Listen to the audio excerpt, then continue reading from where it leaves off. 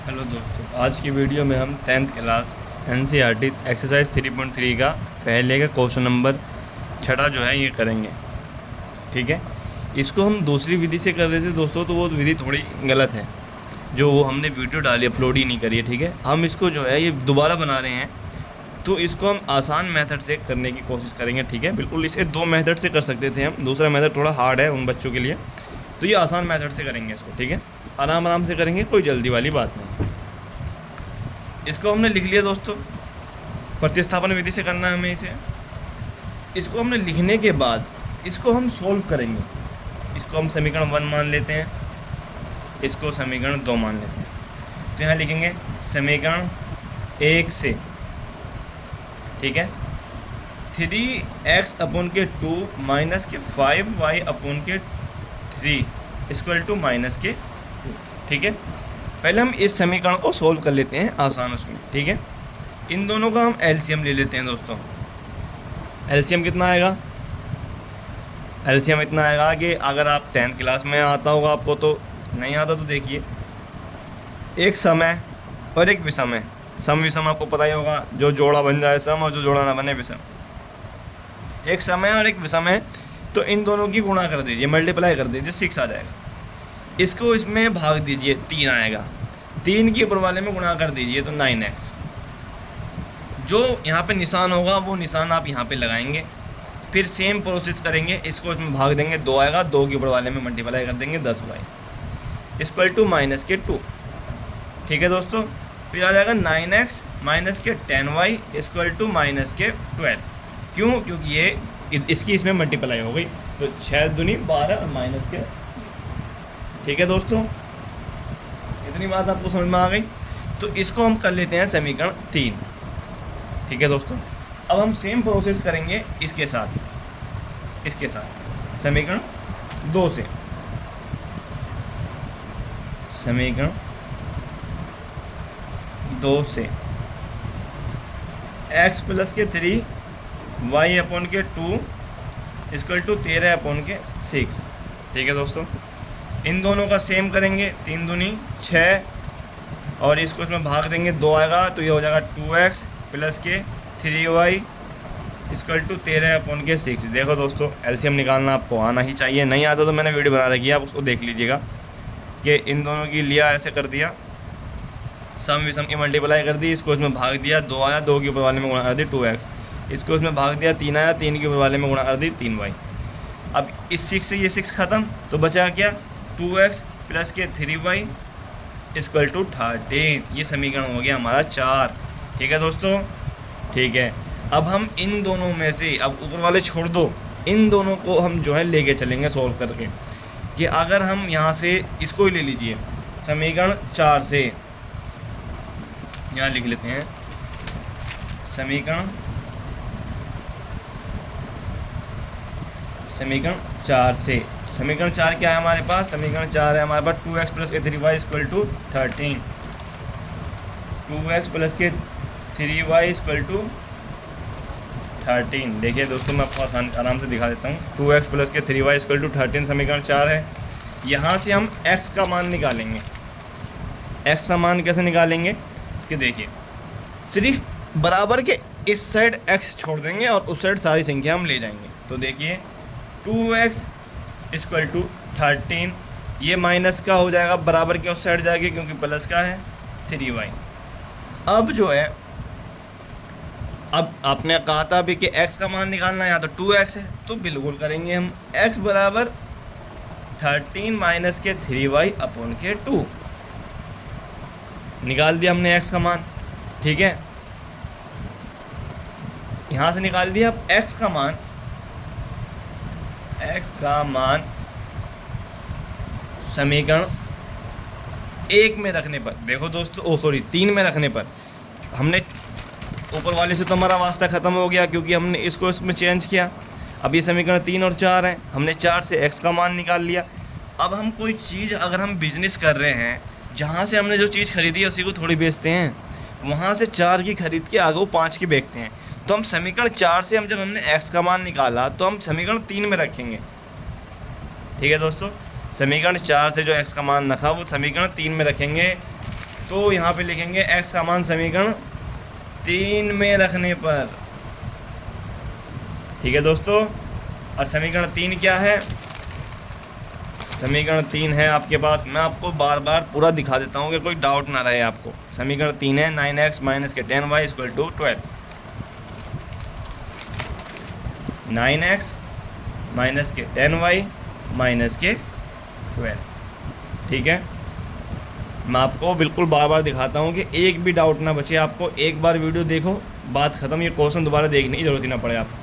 ठीक है, अब x का मान रखेंगे, समीकरण 3 हो गई, यहाँ लिख लीजिए आप समीकरण 3। x का मान रखिए 9 इंटू x का मान कितना है यहाँ पे, ये रहा 13 माइनस के 3y अपॉन के 2 माइनस के 10y इक्वल टू माइनस के 12। ठीक है दोस्तों, बिल्कुल ठीक है सर। अब क्या करेंगे हम, क्या करेंगे, बिल्कुल करेंगे, इसकी इसमें मल्टीप्लाई करिए।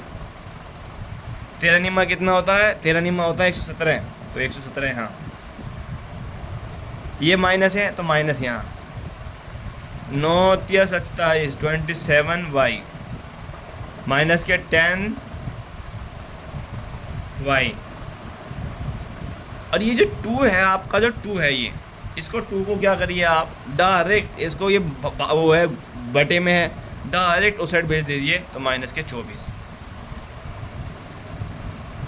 कोई दिक्कत नहीं है आपको, मुझे पता है दोस्तों, बिल्कुल आसान तरीके से समझा रहा हूँ। अब 117 यहाँ आ गया आपका, ये माइनस और ये माइनस। आपके पास एक दुकान का 5 रुपये का कर्ज है, दूसरी दुकान का 10 रुपये का कर्ज है, टोटल कितने रुपये का कर्ज हो गया, तो आप दोनों को जोड़ते हैं 15 हो गया, और फिर कर्ज का बताते हैं कि कर्ज है इतना। इन दोनों को जोड़ेंगे और कर्ज का निशान लगाएंगे, यानी कि माइनस, अरे तेरी माइनस 13, ये हो जाएगा 37। थोड़ा गलत हो गया, इसलिए यहाँ पे देखो सवाल करते करते थोड़ा आदमी फ्लो में रह जाता है। ये जो था बटे में, ये 2 इसी के बटे में था सिर्फ, सॉरी तो बच्चों, ये जो 2 था सिर्फ इसी के बटे में था, इसके बटे में नहीं था। इसके बटे में क्या है, 1 है, इसके बटे में है 1। तो पहले इन दोनों का एलसीएम निकालना पड़ेगा। हमने डायरेक्ट ही कर दिया, कुछ ज़्यादा ही फास्ट चल रहे हैं हम दोस्तों। चलो खैर, इन दोनों का एलसीएम निकालो, एक समय और एक विषमय, तो यानी कि 2 आ गया। इस 2 को इसमें मल्टीप्लाई करेंगे, 1 आएगा, 1 के ऊपर वाले में गुणा करेंगे तो जो है वही रहेगा 27 है, ये 27y 27y। ये वाला जो निशान रहेगा वो यहीं, इसको उसमें भाग देंगे, 2 आएगा, 2 के ऊपर वाले में गुणा कर देंगे तो 20y इक्वल टू माइनस के 12। ठीक है, अब 117 माइनस के 27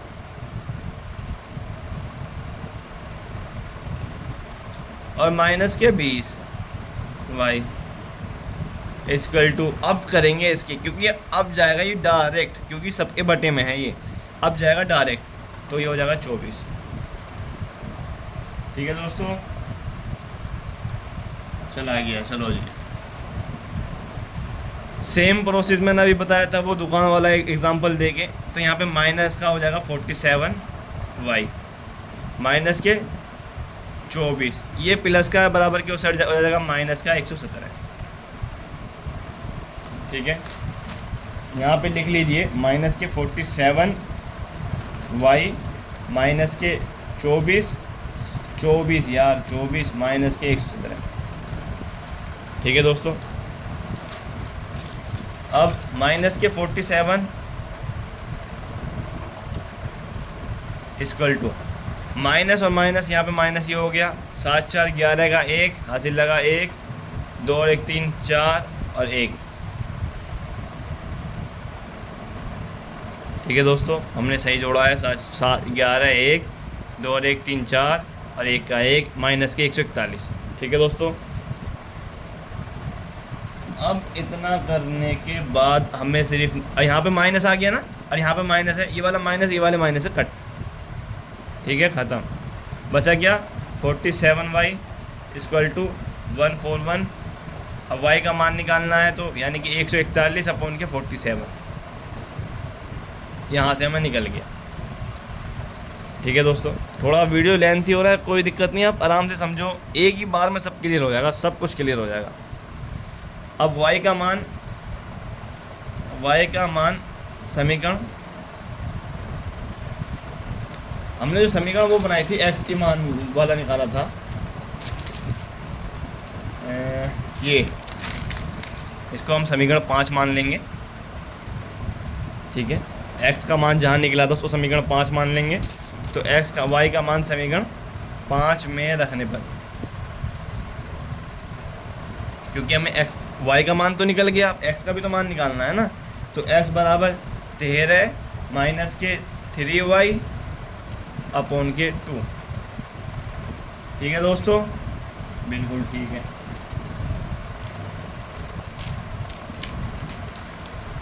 एक सेकंड, 47, ये देखिए 47, इससे इसमें अगर हम डिवाइड देंगे ना, 47 को इसमें भाग देंगे तो ये कट जाएगा दोस्तों, ये हो जाएगा आपका सिर्फ 3। इतना ध्यान रखना आप, क्योंकि मैंने अभी देखा 7 या 21 और 7 चौक 28, आराम से कट जाएगा, ये आपका 3 आ गया। तो यहाँ पर हमें आसानी हो गई कि x बराबर 13 माइनस के 3 इंटू वाई की जगह हमने 3 रख दिया अपॉन के 2। तो x बराबर 13 माइनस के 9 अपॉन के 2। x बराबर 13 में से 9 हो गया 5, नहीं 13 में से 9 हो गया 4 अपॉन के 2, और x बराबर 2, यानी कि x का मान 2 आ गया और y का मान आ गया 3। आंसर, यदि हम x बराबर 2 और y बराबर 3 हम रखते हैं इस समीकरण में, x बराबर 2 और y बराबर 3, तो माइनस के 12 प्राप्त होगा। आप बिल्कुल बेफिक्र होकर रखिएगा अलग से, x बराबर 2 और y बराबर 3 तो माइनस के 12, इसमें भी आप रख लीजिएगा x बराबर 2 y बराबर 3 तो 13 ही मिलेगा आपको। ठीक है दोस्तों, उम्मीद है कि आपको ये वीडियो समझ में आई होगी। अगर आपको समझ में नहीं आए तो वीडियो को दोबारा देखिए, वीडियो लेंथी है, कोई दिक्कत नहीं है, दोबारा देखिए, भगा के देखिए, आपको थोड़ा जल्दी समझ में आ जाएगा। चैनल पे नए हैं तो सब्सक्राइब करिए, अच्छी लगी तो ज़रूर कीजिए, नहीं लगी तो कमेंट कीजिए कि हमें अच्छी नहीं लगी, तो हम जो है और अपना जो है इम्प्रूव करेंगे कि और बेहतरीन तरीके से हम आपके पास कंटेंट को पहुंचाएंगे। तब तक के लिए जय हिंद, जय भारत, मिलते हैं नए वीडियो के साथ।